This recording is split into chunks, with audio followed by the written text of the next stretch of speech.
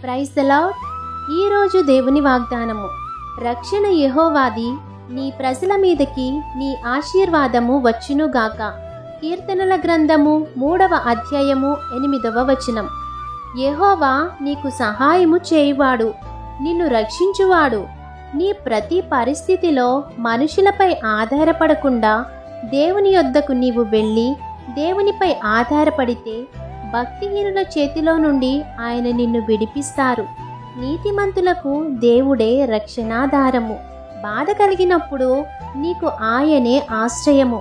కాబట్టి ప్రభువైన యేసుక్రీస్తు మాత్రమే నిజమైన దేవుడని తెలుసుకొని ఆయన మాత్రమే నీ ప్రతి పరిస్థితిని పరిష్కరించగలరని తెలుసుకొనుము.